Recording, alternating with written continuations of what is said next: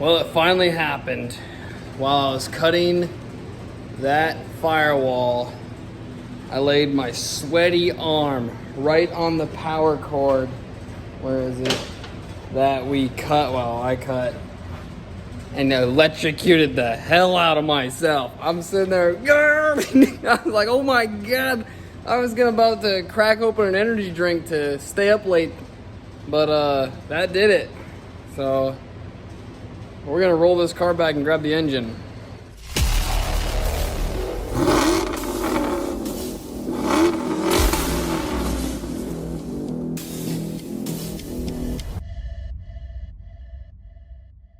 Okay guys, so the Datsun, no parts have arrived except one part. So today is actually Monday, the day before the video every Tuesday, and I haven't gotten any parts for the build except one, and this part was I was gonna wait till the engine was in the car to use this part, but then just kind of looking at it, I think we're gonna roll with it, and I'll show you what it is.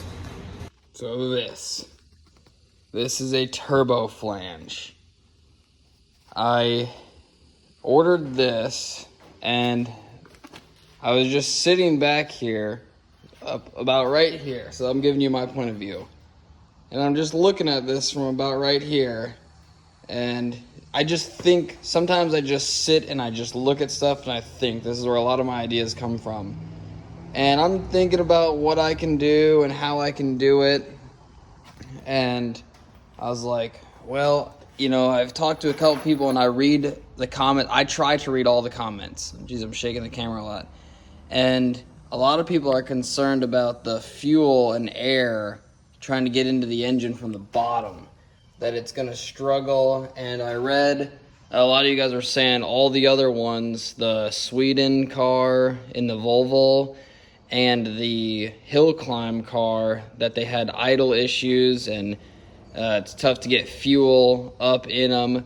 So I thought, well, what if instead of it having to create suction and fight for every breath and every bit of fuel, if I applied, I mean even 2 psi, just enough pressure that every time it gets to the intake, it just gets force fed, just that. And so I was like, looking at this, well, that is a perfect location for a turbo. And if you guys follow the channel, I just so happen to have a turbo, and oh geez, you're about to see part of a project. I'll hide it. Yeah, that, whatever is over here that I won't show yet. For you guys, here, I'll turn the camera around and show you real quick. So for you guys that are following the channel, this week has been one hell of a week. So like I already said, today is the day before the video. All week I've been just thrashing on other stuff. My younger brother's daily driver, the engine blew on it. So we were just scrambling to get his car fixed, and it needed an engine.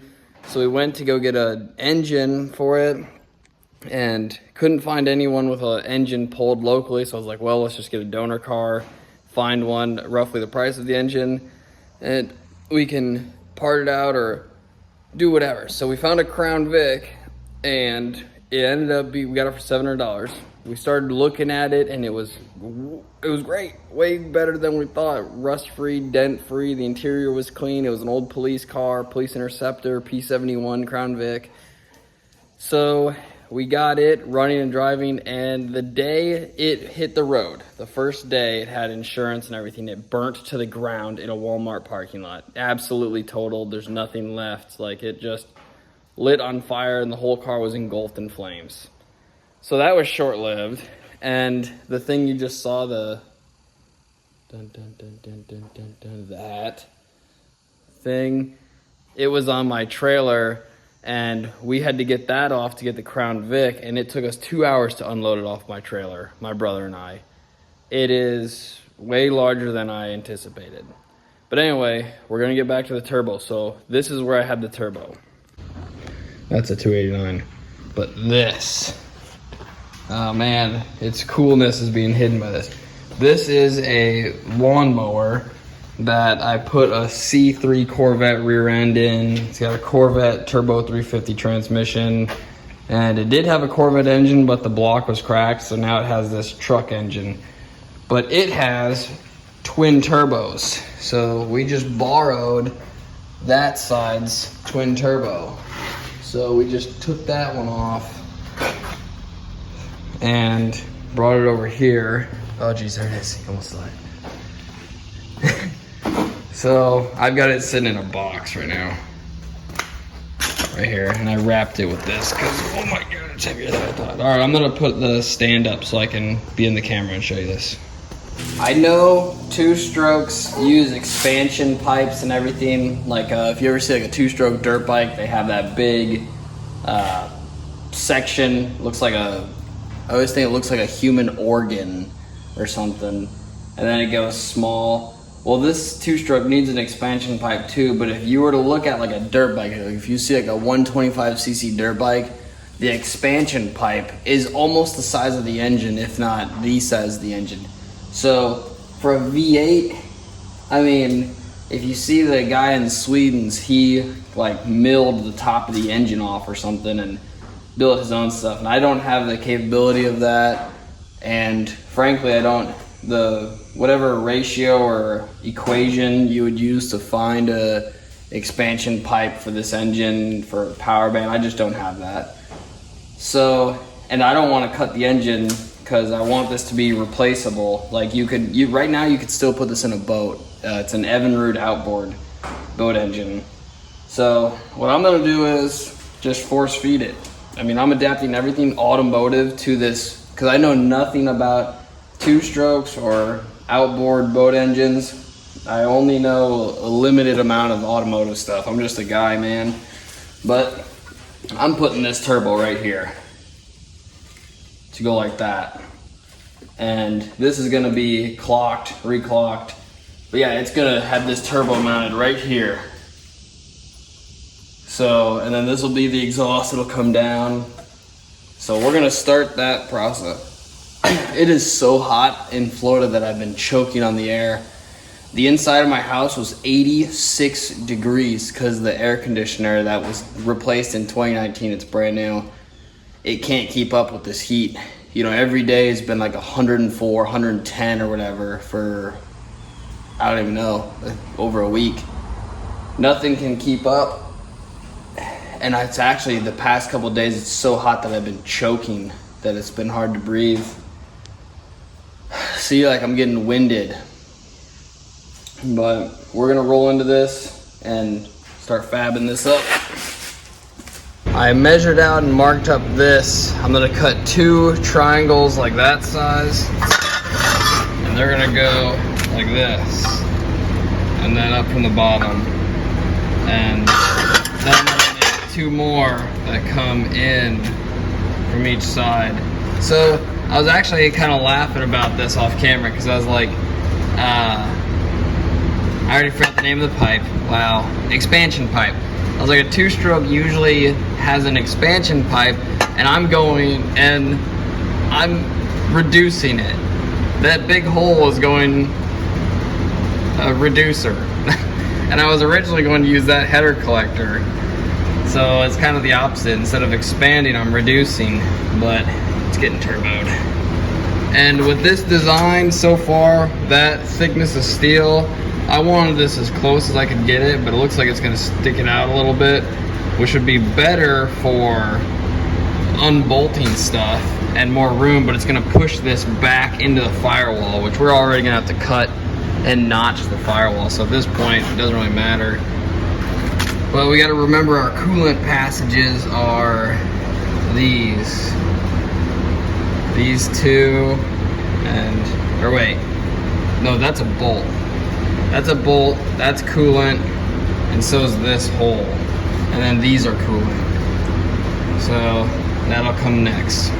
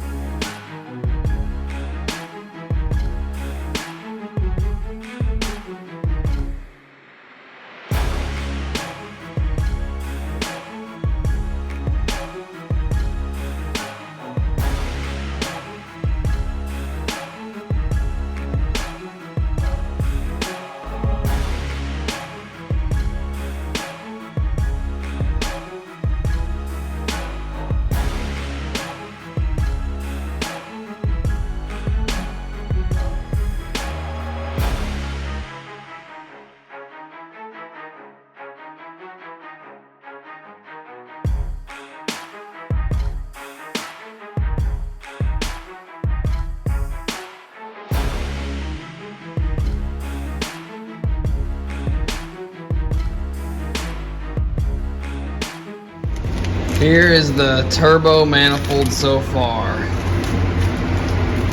So, comes right off that big square, and we'll clean all this up. So I added extra material just so I could have something to get the welded area as good as I want. I don't know, man. I'm just welding stuff. But I'm gonna come in here with a, I forget what it's called. It looks like a drill bit, but it's not a drill bit. It's made for like a diagram. I don't know. I'll show you guys later. But I'm gonna come in and clean all this up. And then when I take this plate off, I can clean everything up on the other side too. That grinder, I took that thing off and it just touched my skin. It doesn't look like much, but it feels weird. It just brushed my arm, my hand. But we'll bolt this turbo on, see how it looks.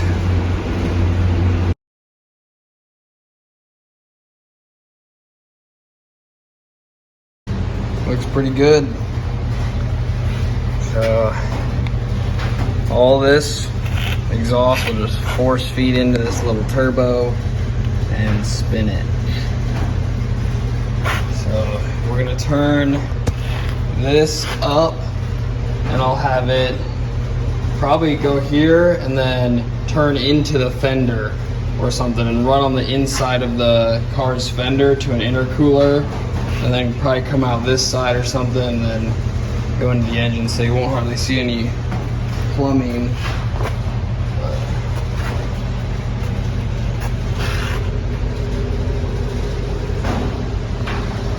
I have to cut this piece of metal in here where I welded this to, because it just pushed out a little bit on the bottom.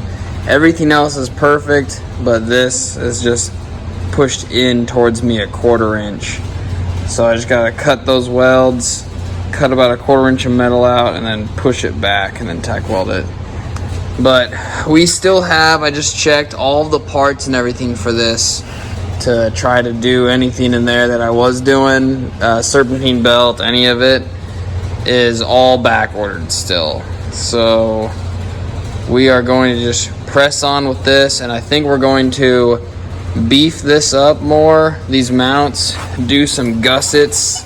See, because it comes to the bottom lip here, but I think I'm gonna do some gussets that run maybe from here up right next to this bolt, so that the lip, the actual mating surface, is stronger. And another thing, oh geez, engine's tipping over because all this weight on the back. All the weight hanging off the back is tipping that dolly over right there. But this, remember, this hole actually has to get filled and a port put in for coolant. We have to figure out, my friend, a guy that watches these videos, so you're probably watching it now, he sent me a diagram with some drawings of the coolant passages. So I'm gonna go back and look at those, but then I think I'm also going to test myself, like if I put coolant in this port here, is this side of the cylinder head also connected to that one, or is this its own bank, or will it come out of that port? So I want to see where the coolant would circulate, or if it's just segregated sections and I have to do a bridge port, like to connect the ports, or what. So we're gonna press on, we're gonna get to that maybe in this video, I don't know. The biggest thing is to first do this, because we have a radiator coming right now for this. The radiator is for an SN95 Mustang, 1994 to 2004. If you watch the channel, you guys hear me talk about that all the time. I run them in everything. This truck is set up for a Mustang aftermarket radiator. The Fairlane that's parked way out there is set up for it. And this car is also going to be set up for the same radiator, so I can swap them. But it is, measure the dots in the engine bay, and it is actually perfect width. Like, it's the largest one we could run. So I guess we'll get into some work here.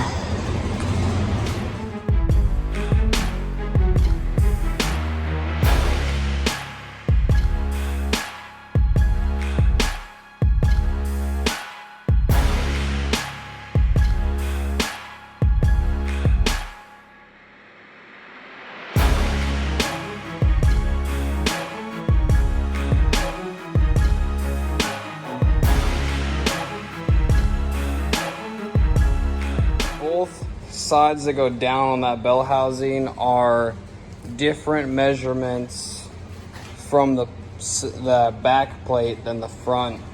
So I'm just gonna cut them free like I did this. See, there's nothing the whole way. It's just free to move. We can grind a little more so it's got more room. I'm gonna do that to the other one. This one is flat all the way across, the same distance on each side.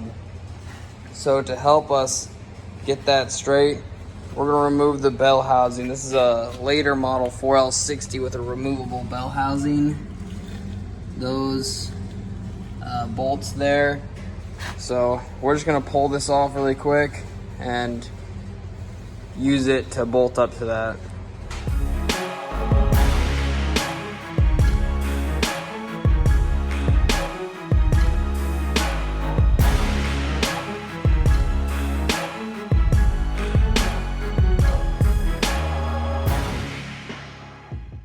Well, this 4L60 is the first thing to beat my impact.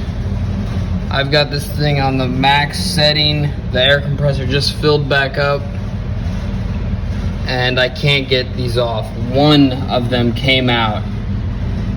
So I don't know what to do. I mean, I've got this breaker bar right here, but the transmission keeps wanting to twist and fall over.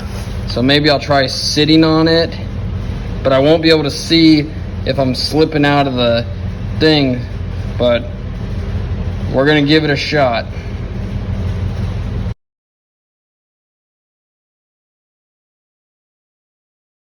So that did it. As soon as I broke them free with that breaker bar, I mean, it was like bang, and then they were extremely loose. So they were just like seized or tight, I don't know what, but we got that off. So now we're going to bolt that to the back of the homemade bell housing and try to get it as flat and straight as we can. This lower section is further out from the top, so the transmission would actually be angled down. So the other side's cut free. We're going to cut all the welds on this side and then bend it where we need it and just leave the top connected and then weld it back in place.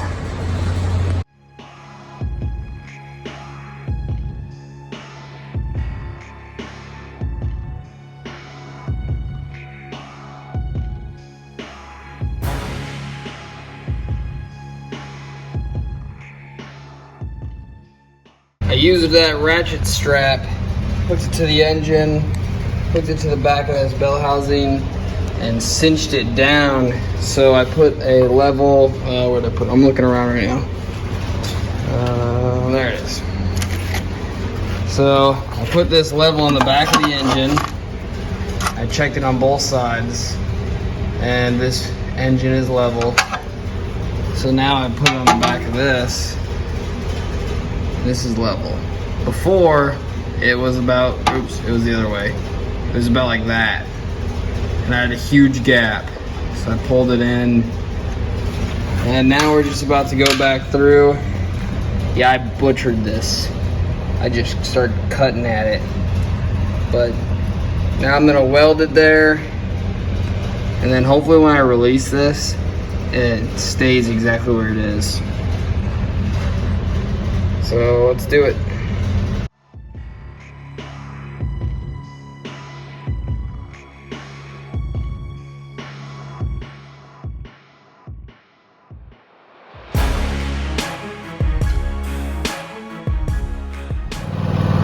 Yeah, I gotta move this car, the Lincoln, so I can get the Datsun in the shop.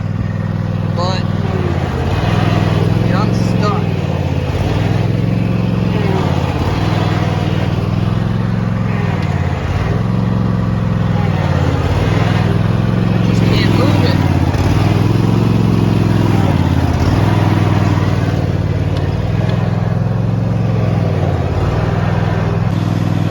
I guess we'll try to kind of yank it.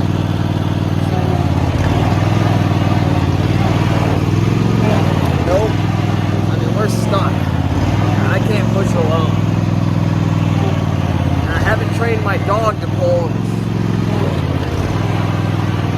almost got it.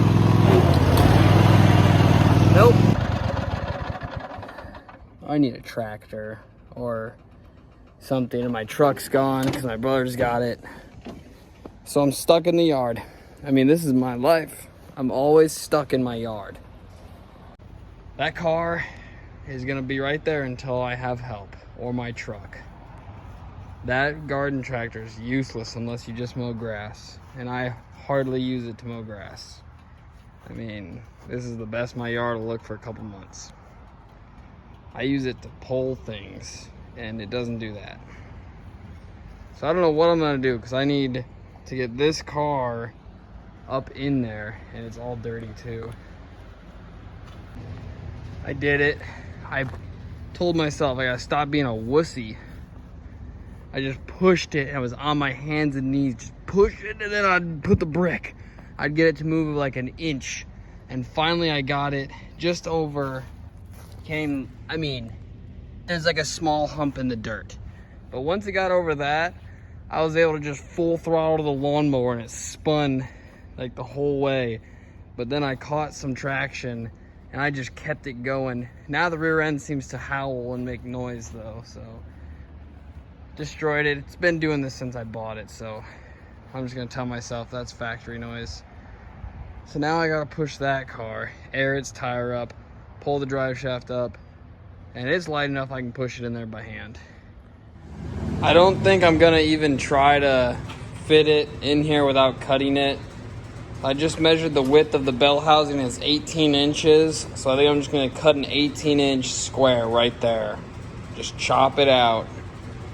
So we're gonna cut that, and then probably put the engine in and see where we're at.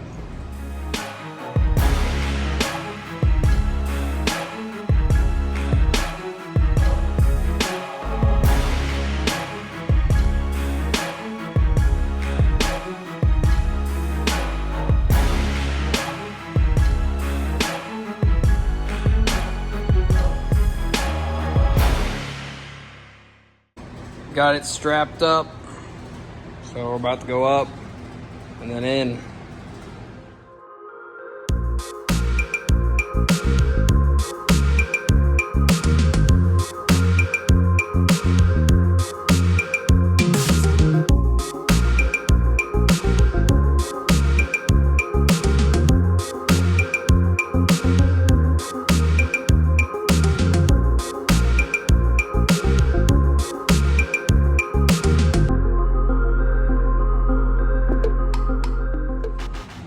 Yeah, guys, it does not fit. I mean, at all. I can't get it to shoehorn in here, nothing. Like, I mean, this is way too big for this car. I don't know. I mean, it's stuck. I don't know how I'm going, I mean, I could drop the K-member and then put it up in there. That'd suck.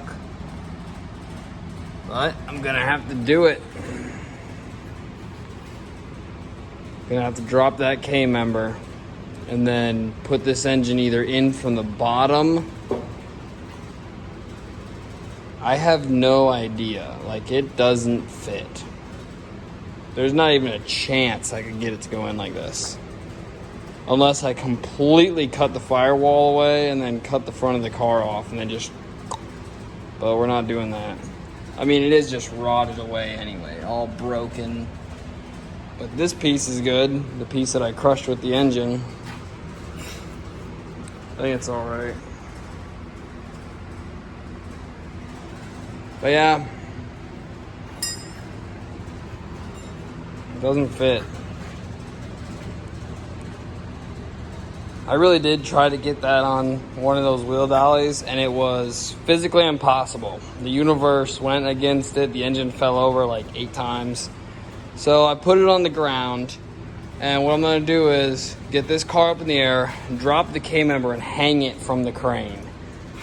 And I should be able to move the car, even with it suspended on the crane. I'll have to move the crane and the car together.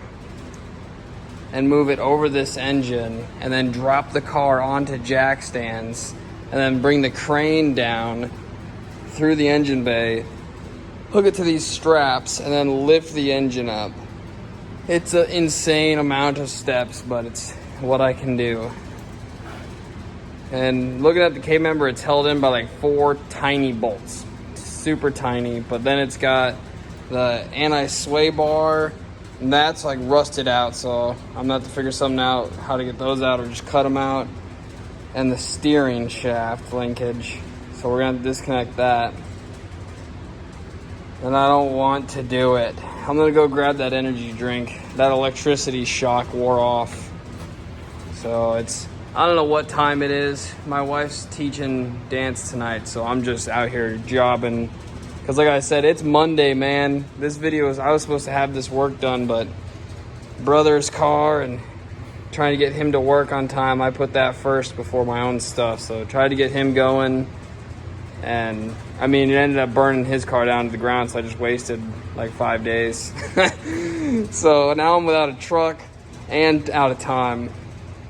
So if this one isn't super eventful, guys, I'm sorry, but my goal is to get this engine in there. It looks sweet with that turbo mount. I mean, that just looks sick. Imagine if you got this, like sent this off and someone made it out of billet aluminum, but if it was all finished. Like, this is the prototype, so imagine all the bracing, like some sweet bracing coming off up on this. It would look totally awesome.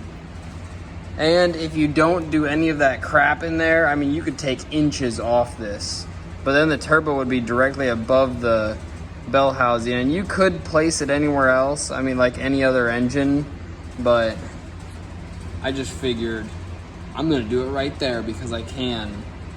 And it is going to be inside there. I mean, this whole firewall is gonna have to get pushed back.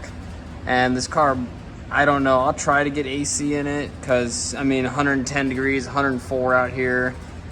We need AC, but all right, I'm procrastinating because I don't want to do that. So I'm just sitting here talking to you guys, but I just gotta be a man and do it. We just had gunshots going off over there.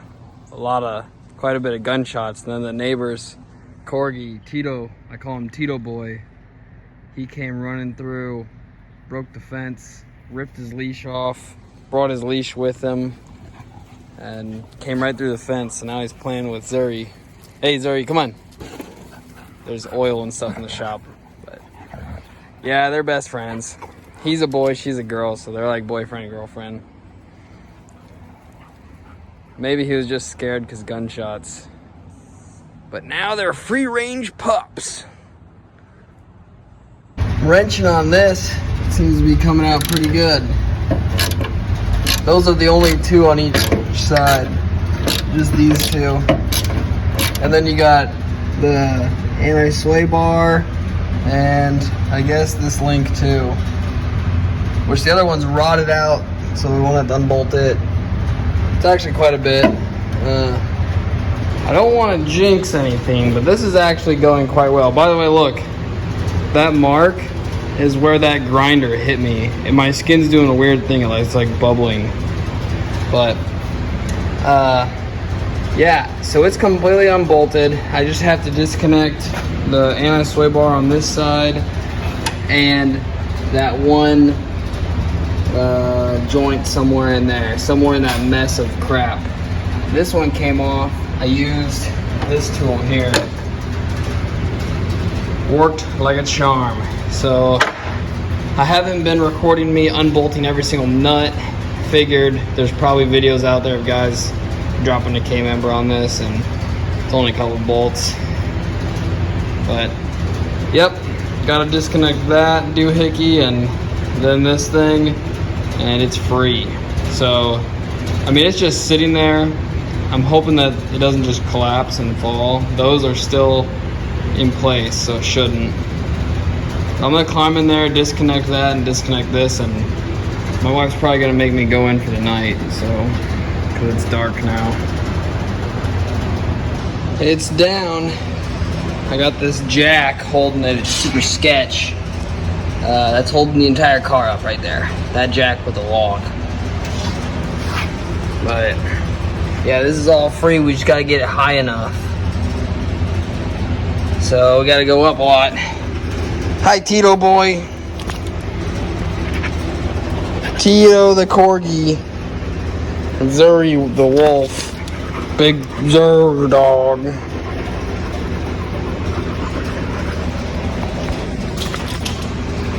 Two pals.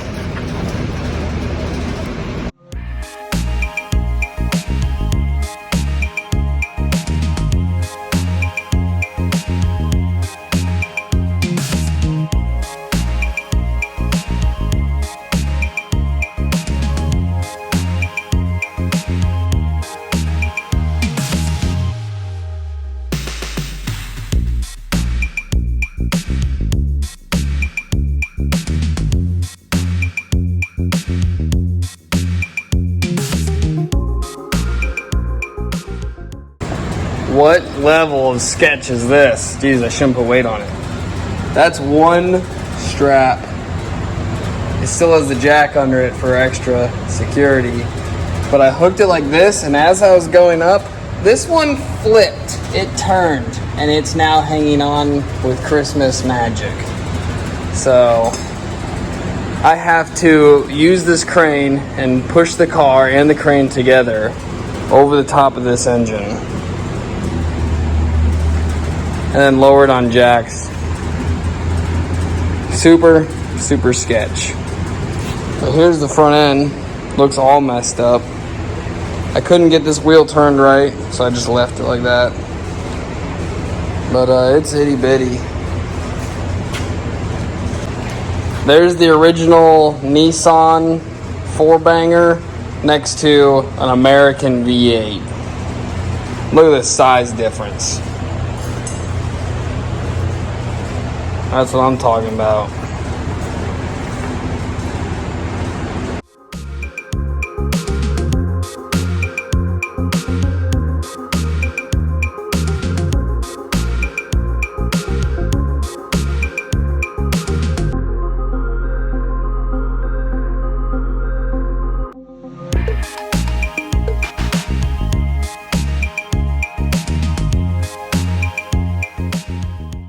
This is it so far.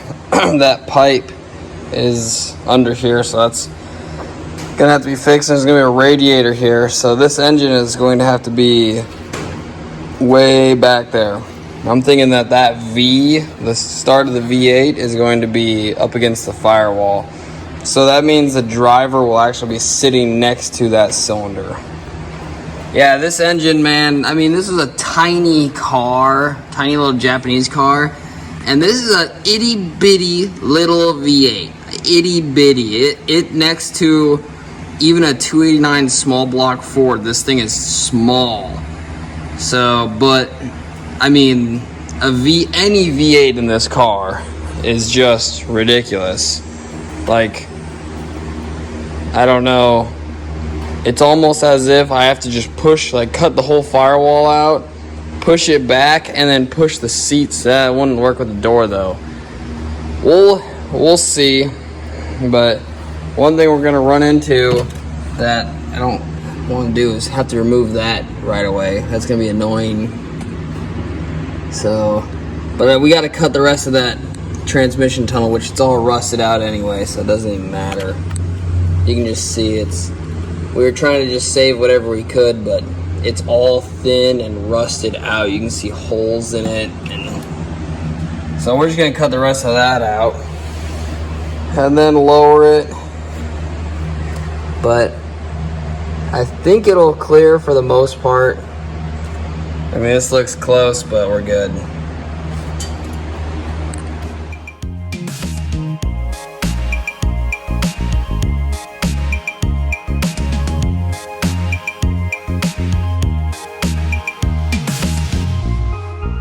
Definitely got to remove that heater box or air conditioning box. I don't know what it is. Some HVAC or some type of climate control system for this car.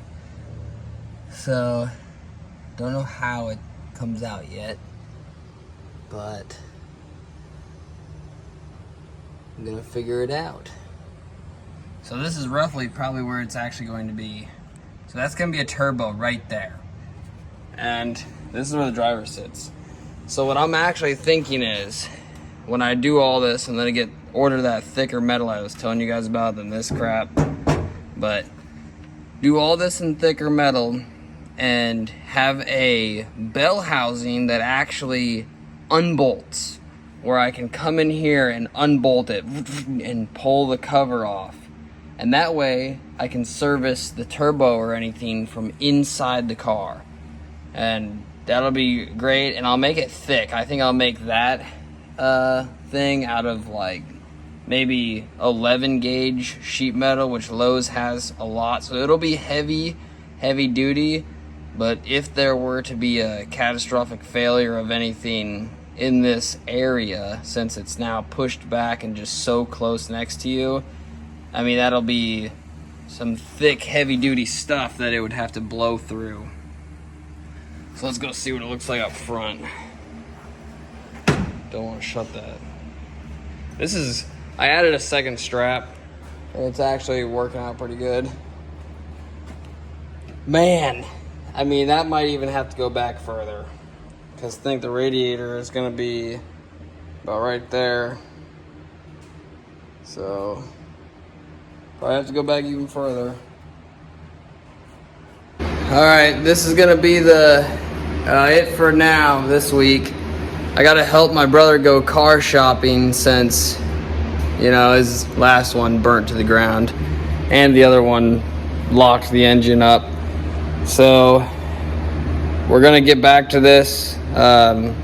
Next week we'll have the engine mounted in the car. I'm going to remove that under the dash stuff and then drop the car fully down and then lift the engine up, and we're gonna weld motor mounts and a mid plate. So we're gonna mount that piece of metal you saw me making, that adapter. Normally a regular car has engine mounts, one on each side of the engine, usually in the center or around that area, and then a transmission mount at the very tail shaft of the transmission. But you'll see a lot of race cars, like drag cars, sometimes they won't even use engine mounts on the side. They use plates that bolt to the front of the engine and the rear of the engine. Well, we're going to run a mid plate, so you're going to have motor mounts at the front of the engine that go down, and then we're going to make mounts at that plate that goes in between the engine and the transmission, and put mounts there and a transmission mount. So there won't be any flex or bend or any kind of extra stress on any of the parts. It'll be really secure. So that's next week, and then I would love to get it back rolling. Obviously, we gotta get the engine in the right spot, and then most likely, well, I should put the K-member back in. And the car does have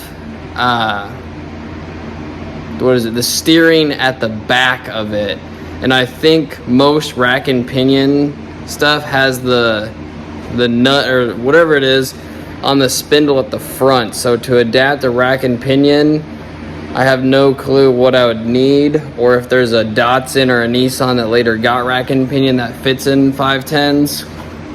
But I think our steering shafts and all those rods and stuff, I think that's going to be an issue with this. But until next time, so this week we put the turbo on it, we fixed the bell housing and dropped the front suspension and cut the car up more, and then started to drop the car on it. Next week, engine in. So thanks for watching, guys, and stay tuned.